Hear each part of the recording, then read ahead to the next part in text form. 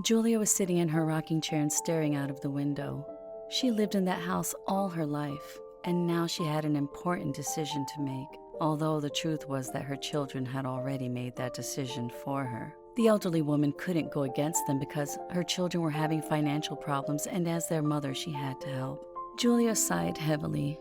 "We should start packing, but only the most necessary things, and everything else will stay here or get thrown out when some strangers move into the house. I have so many things I'd like to keep. How am I supposed to just leave them all behind?" "No, Mom. Only the bare necessities. 2 suitcases at the most. There's no point in taking all this junk with you," her eldest daughter, Alba, objected. The old woman's heart was breaking. Every corner of the house, every little thing in it, it all kept warm memories from her past. She was very sad that Daniel and Alba only gave her a week to pack. The kids assured her that if it weren't for their financial problems, they would never have asked her for such a sacrifice. They also promised that they wouldn't abandon her, but would take them to live with one of their families. True, they haven't yet decided which family exactly that would be, but they promised that they definitely wouldn't leave her out on the street. The elderly woman didn't care who she lived with, as long as her children didn't abandon her. Julia packed 2 suitcases of her personal things and another bag with new linens and porcelain figurines. "I told you to take as few things as possible," Alba muttered, getting annoyed as soon as she arrived in a taxi to pick up her mother. "How much less? These suitcases contain everything that is left of my past life and a small gift for you." Alba wanted to say something else but changed her mind and ordered her mother to get in the car. Julia lived in the up-and-coming part of the city where new residential complexes were being built all the time. After her house was bought out, it was demolished, and a modern mansion was built in its place. The old woman moved in with her daughter downtown where she lived in an apartment. They gave her a room that used to be Alba's husband's office, having put a simple bed and a small closet in it. Julia gave the porcelain figurines to her daughter, but Alba didn't really care about the gift and hid it out of sight. Over time, the relationship between Alba and her husband Federico started getting tense.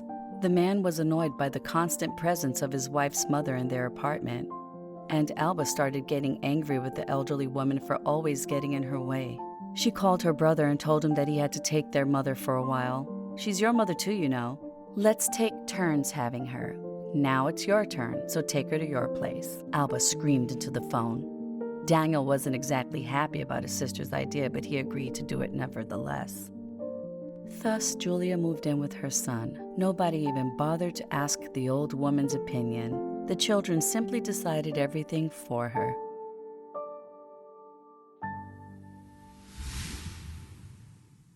Julia's daughter-in-law was a terrible woman who didn't want to accept the fact that Julia was now living with their family. Daniel's wife wouldn't let their mother-in-law into the kitchen or even let her watch TV in the living room. "Mom, don't be ridiculous. I don't have money to buy you a TV. I'll get you a radio instead. You can listen to it, and please don't make Anna angry. She's always complaining about you." The son answered to all of his mother's requests, who simply wanted to have at least some semblance of a normal life.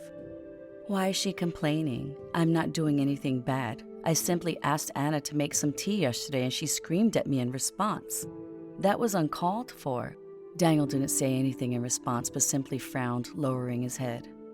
On the same day, he called his sister. "Alba, we need to do something. My wife is getting angrier by the minute and Mom is always getting in the way. Let's put her in a nursing home." "Great idea, brother," his sister replied sarcastically. "And who's going to pay for it? I have other things to spend my money on." "Well, then take her to your place," Daniel couldn't resist saying. "I'm already tired of her walking around the house like a ghost. She's always looking into my eyes so plaintively, like I owe her something, like she's accusing me of something. I'm sick of it all." "No, I'm not going to take her. She lived with me long enough and you only had her for a month. Just try and come up with a place we can move her to. It's not like we can just throw her out on the street," Alba replied. "If I knew that it would be this hard, I would have never agreed to sell the house," the brother continued. "Daniel, it was your idea. You were the one complaining that you needed the money," Alba screamed, losing all control of herself. "That was the time to think about where she would live. I warned you that she's not going to die anytime soon. It would make our lives miserable." "Well, you should have warned me better," Daniel sighed. "I didn't know it would be this hard." The siblings never came to any solutions, so Julia stayed with her son for the time being.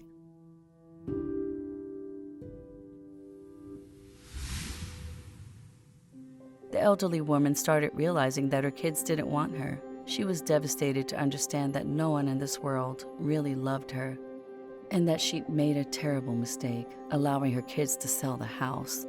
Now the woman had nothing left and nowhere to go. She didn't just lose her home, because now it turned out that her kids didn't need her either. Julia decided to pay a visit to her neighbors who lived near her old house. Daniel and Anna weren't at home, so she took her bag and called a taxi, leaving her phone because she knew that no one would call and look for her anyway. When she reached her destination, the old woman gasped. Instead of her cozy house, there was a chic mansion. Now there was nothing to remind Julia of her happy family that used to live there for many years. The old woman felt her eyes fill with tears. What did I do? Why did I listen to the kids who are now being so awful to me? The woman felt dizzy, so she leaned against the high fence, and a minute later she heard an annoyed voice. Hey, get out of here. That's no place for you to take a rest. Get out of here, do you hear me? Or I'll call the police and they'll take you where you belong. Julia looked up and saw a tall young man standing in front of her, frowning at the old woman. Julia, is that you? Emma, her neighbor, jumped in. What are you doing? That's no way to talk to an old woman, she yelled at the man. Emma invited the old woman inside and treated her to some tea and fresh pie. Half an hour later, when Julia calmed down and wiped away her tears, she could finally talk calmly. The woman told her friend everything. She told Emma that her children forced her to sell the house against her will, that now she was completely alone and no one wanted her, even her children, whom she'd spent the best years of her life raising. The neighbor looked sadly at Julia. She was so sorry for the elderly woman. Emma was only 5 years younger, but Julia didn't look well and seemed much older than she actually was. She was emaciated and her hair was completely gray. But the worst thing was that Julia's tired eyes radiated pain and disappointment. Life was too unjust. This woman had 2 children, but they were so ungrateful, treating her worse than strangers would. Emma was determined to help her friend by all means possible. So she took Julia by the hand and said, "You know what? You don't have to be alone anymore. My son is moving me to the village. He has some land there and he's built a nice house. He's taking me there so I can live near his family. You should come with me. We'll get along great there. There's definitely enough room for both of us. I'm sure that my son won't mind. He has 4 kids and we'll help take care of them and get a garden started. My son has a wonderful wife, Kate. She was always friendly and affectionate with me and never once offended me. How do you feel about it? I'm sure it will be great. You can tell your kids, but I'm sure they won't mind."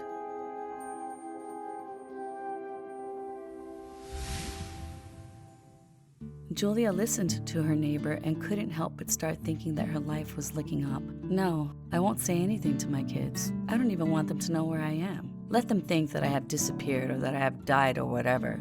They'd only be glad if it were true. The woman had tears in her eyes again. 3 months had passed. Julia was living with Emma in a cozy house in the country. The old friends got along great. Emma's son Sam was taking good care of them both. Having heard Julia's story, he was more than happy to help her out. The 2 friends helped Sam around the house and took care of his children. Now Julia always smiled often and finally felt like she had a real family. Kate was grateful to both women, and neither one of them heard a single rude word from her. She often invited them over to her place for dinner and treated them to something delicious. Julia felt so much gratitude towards these strangers who accepted her and cared for her. Now she was truly happy. Sometimes the old woman thought about her children who lived somewhere far away and didn't care about their mother, but she didn't want to see them anymore. They were probably hoping that Julia had already died.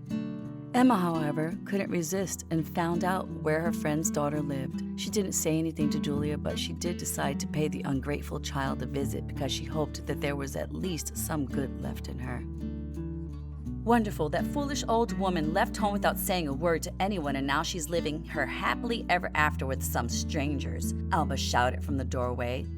"What kind of mother does that? She could have at least said that she was doing fine and had found a place to live. We've been looking for her for several days, wasting our time. Tell her I said hi and to never come back.